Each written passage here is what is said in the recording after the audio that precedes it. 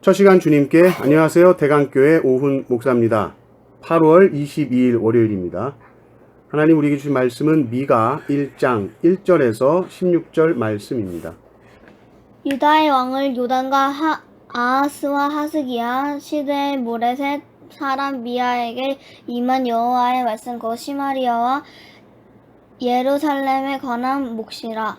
백성들아 너희는 다 들을지어다. 땅과 거기에 있는 모든 것들아 자세히 들을지어다. 주 여호와께서 너희에게 대하여 증언하시되 곧 주께서 성전에서 그리하실 것이니라. 여호와께서 그의 처소에서 나오시고 강림하사 땅의 높은 곳을 밟으실 것이라.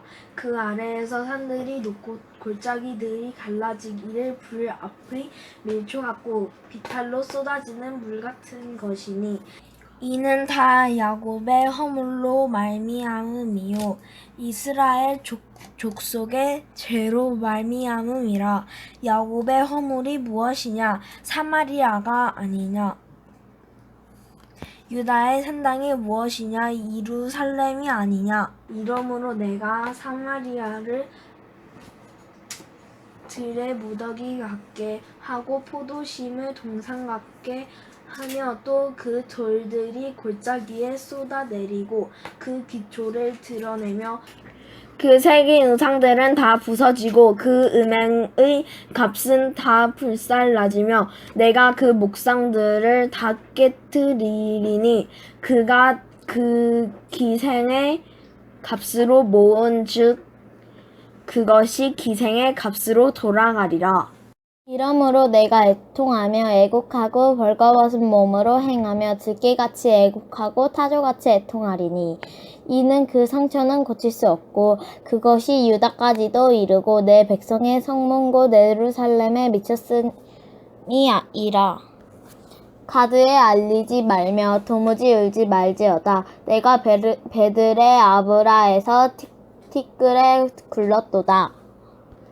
사빌 주민아 너는 벗은 몸의 수치를 무릅쓰고 나갈지어다. 사하나 주민은 나오지 못하고 베셀이 애곡하여 너희에게 의지할 곳이 없게 하리라.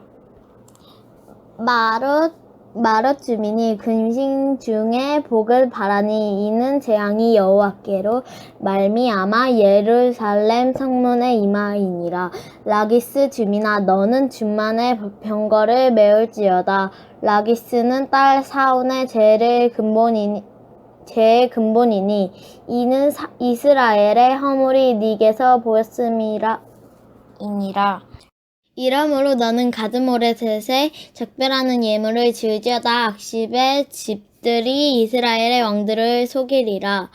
마레사 주민아 내가 장차 너를 소유할 자로 내게 이르게 하리니 이스라엘의 영광이 아둘람까지 이를 것이리라. 너는 네 기뻐하는 자식으로 인하여 네 머리털을 깎아 대머리 같게 할지어다. 네 머리가 크게 벗어지게 하기를 독수리 같게 할지어다. 이는 그들이 사로잡혀 너를 떠났음이라. 아멘. 오늘부터 미가 말씀을 살펴봅니다. 미가는 선지자로서 주로 남유다에서 활동했습니다. 그때 유다는 굉장히 부유하고 잘 살았죠. 1절에 보면 요담, 아하스, 히스기야 왕 그 시대에 이제 미가가 예언을 했습니다. 하나님께서 이제 미가에게 이상을 보여주시는데 그 이상은 사마리아와 예루살렘이 멸망한다라는 것입니다. 왜 멸망하느냐? 너희가 약속을 지키지 않았다. 나와 맺은 언약을 너희들이 어겼다. 그래서 멸망할 것이다. 이렇게 말하고 있습니다. 이 묵시에서 미가가 재판의 재판장으로 서 있고 그 재판을 주도하고 있습니다. 그리고 증인을 부르는데 그 증인은 바로 하나님이십니다.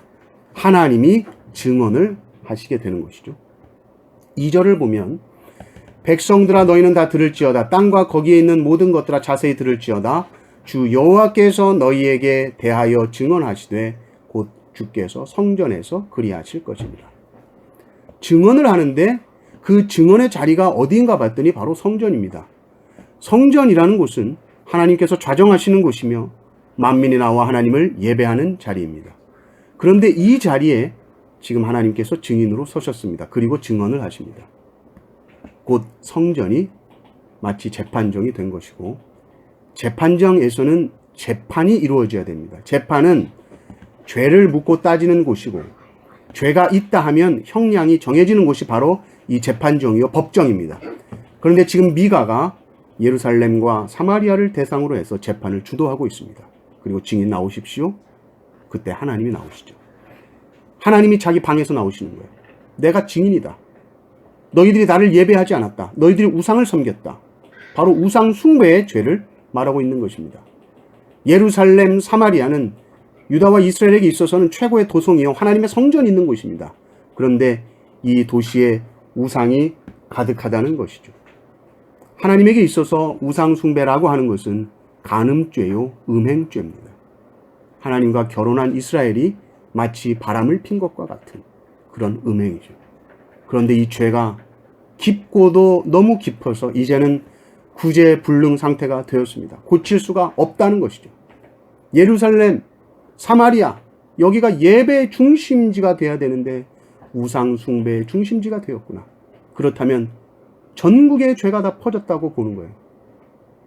우리가 재해나 수해나 우리가 힘들어도 복구하고 다시 재건하면 되지만 이 하나님의 심판이 이르렀다. 그렇다면 이제는 끝인 것이죠.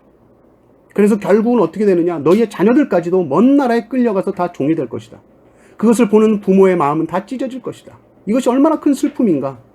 너희들은 머리털을 대머리 독수리처럼 빡빡 밀어라.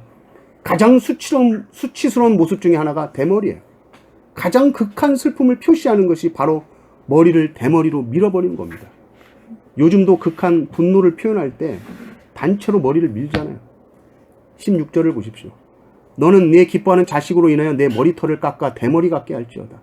내 머리가 크게 벗어지게 하기를 독수리 같게 할지어다. 이는 그들이 사로잡혀 너를 떠났습니다.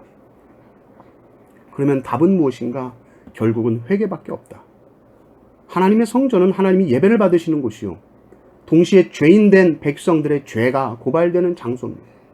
그런데 죄가 고발되고 그저 끝나면 안 됩니다. 그러면 심판이 있을 뿐이죠. 그러나 죄가 고발되는 곳에 회개의 역사가 있다면 그곳은 곧 회복의 장소가 될 수 있습니다. 그러므로 죄에 대한 선지자들의 고발, 고소, 경고는 너희들 그냥 멸망해라 라고 말하는 것이 아닙니다. 멸망이 목적이었다면 경고 없이 그냥 심판해버리면 그만입니다. 그러나 계속해서 경고하고 또 경고하고 소리치고 외치는 목적은 회개를 끌어내기 위함인 줄을 믿습니다. 죄의 고발 앞에 겸손해지고 하나님 앞에 무릎을 꿇을 때에 우리가 다시 정결하게 되고 회복되는 기쁨이 넘치게 될 것입니다. 이 은혜를 사모하는 성도님들 되시기를 주님의 이름으로 축원합니다. 아멘.